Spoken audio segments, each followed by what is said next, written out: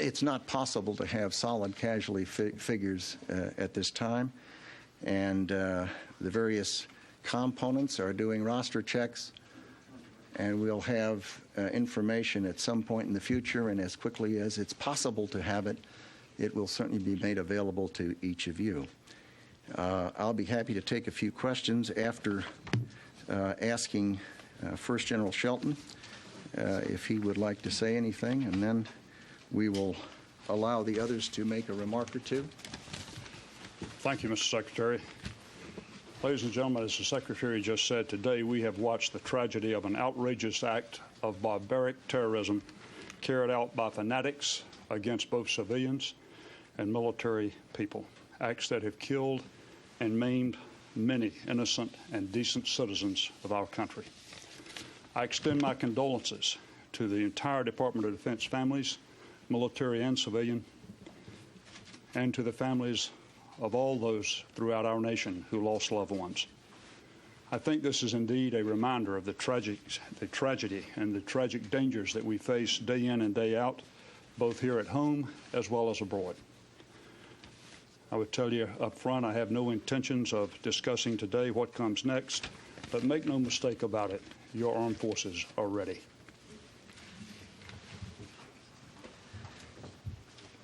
Chairman of the Senate Armed Services Committee, Carl Levin.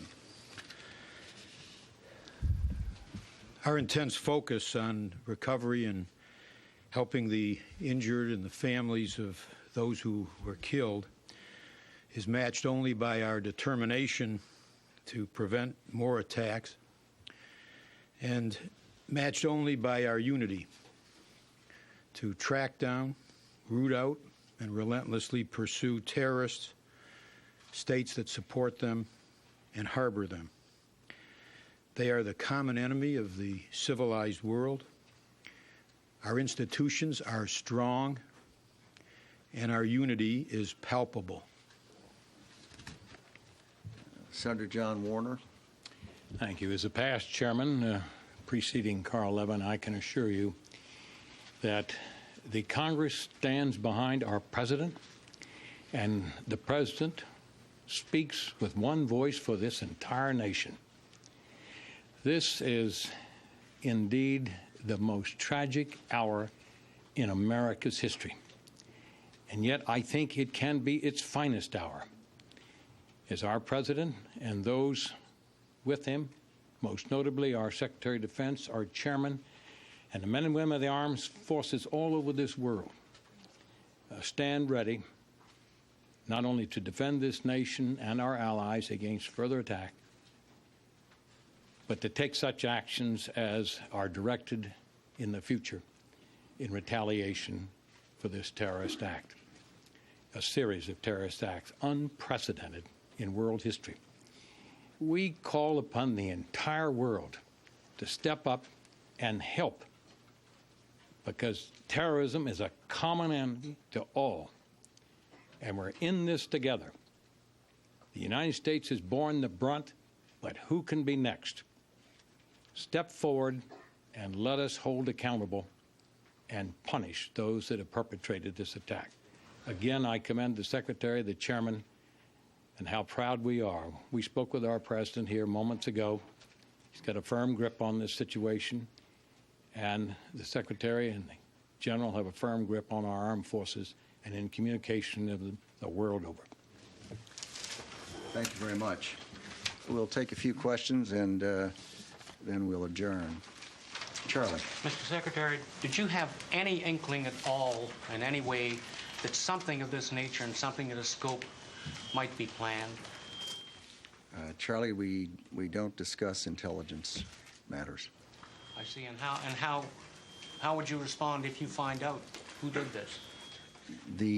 Obviously, the President of the United States has spoken on that subject, and those are issues that he will address in good time. Mr. Secretary, we are getting reports from CNN and others that there are bombs exploding in Kabul, Afghanistan. Are we at the moment striking back, and if so, is the target Osama bin Laden and his organization? I've seen those reports. They, in no way is the United States government connected to those explosions. What about Osama bin Laden? Do you suspect him as the prime suspect in this? It's not the time for discussions like that. Mr. Secretary, you said you could not be specific about casualties. Can you give us some characterization of whether it's dozens or hundreds in the building? Well, we know there were many dozens in the aircraft that flew at full power, steering directly into between, I think, the first and second floor of the, opposite the helipad. You've seen it. There cannot be any survivors. It just would be beyond comprehension. There are a number of people that they've not identified by name, but identified as being dead, and there are a number of casualties. But the FBI has secured the site, and the information takes time to come. People have been lifted out and taken away in ambulances, and the numbers will be calculated, and it will not be a few. Mr. Secretary, Could you tell us what you saw? Mr. Secretary, do you consider what happened today, both in New York and here, an act of war? There is no question but that the attack against the United States of America today was a vicious, well-coordinated, a massive attack against the United States of America. What words the lawyers will use to characterize it is for them. Does that mean that the U.S. is at war then? Mr. Secretary, you said that the Pentagon would be open for business tomorrow. What kind of assurances can you give the people who work here at the building that the building will be safe? A terrorist can attack at any time, at any place, using any technique. It is physically impossible to defend at every time, in every place, against every technique.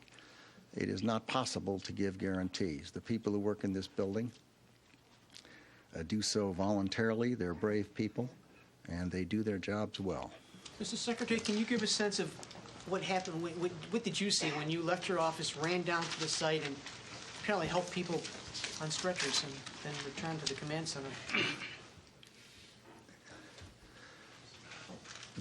I felt the shock of the airplane hitting the building, went through the building and then out into the area, and they were bringing bodies out that had been injured, most of which were alive and moving, but seriously injured.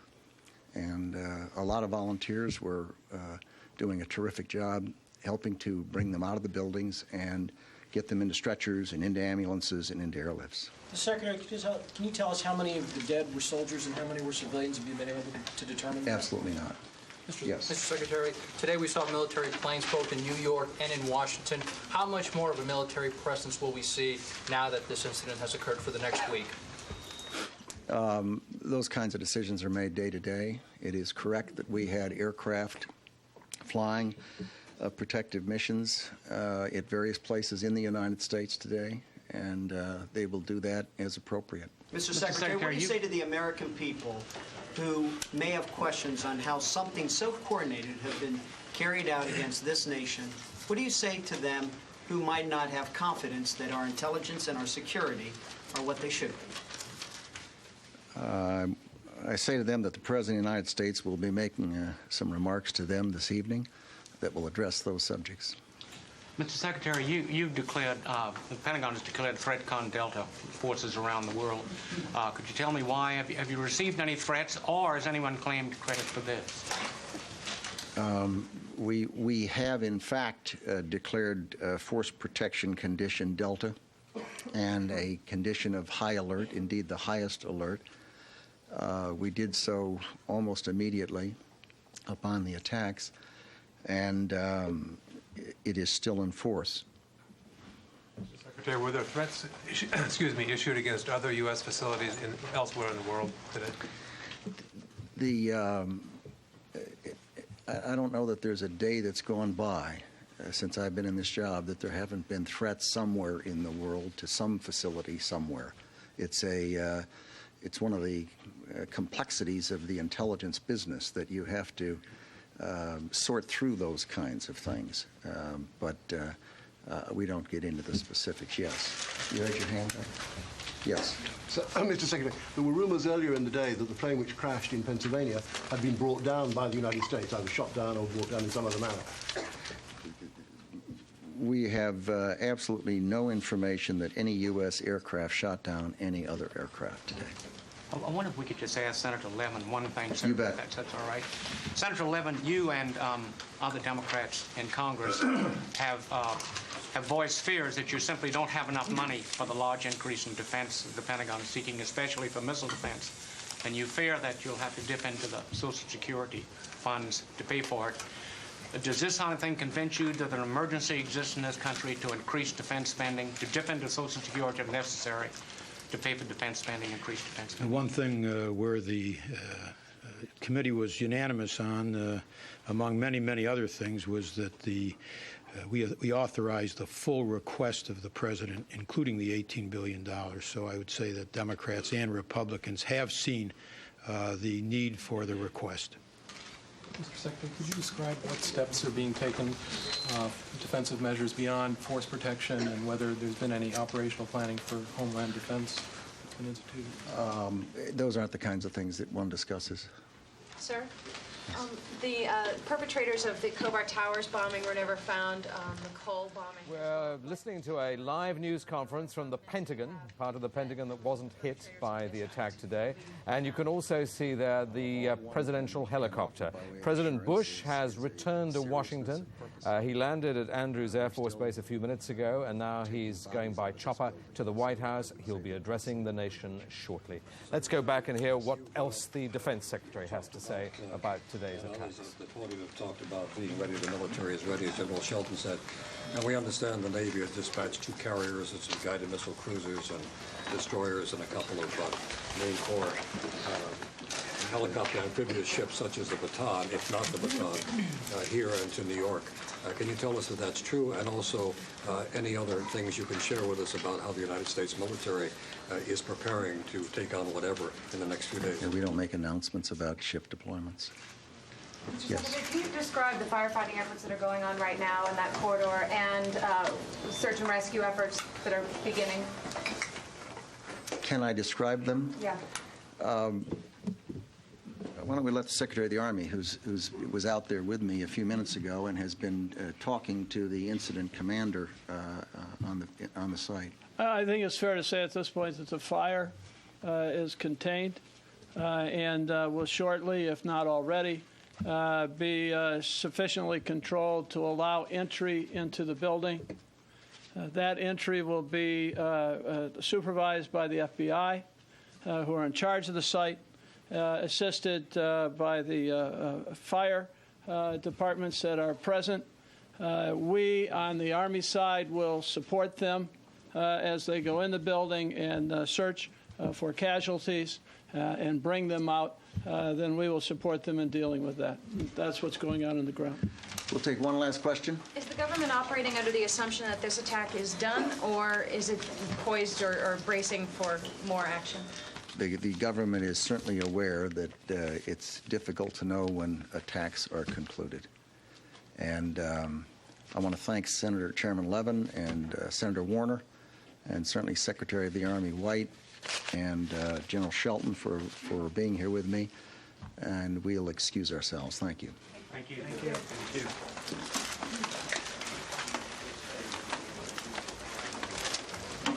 So there we are, a news conference live from the Pentagon involving Donald Rumsfeld, the Defense Secretary there. He said this was an indication that we're functioning against a terrible act against us.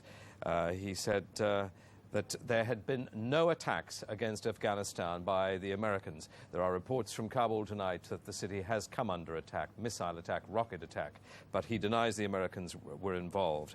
The chairman of the Joint Chiefs of Staff, General Shelton, said that it was an outrageous act of barbarism, today's attacks on New York and Washington, but he said their unity was strong and their confidence palpable. And then we heard from Senator John Warner, who said that this was the most tragic hour in America's history. But Senator Warner went on to say, but this can be our finest hour. You're watching BBC World News.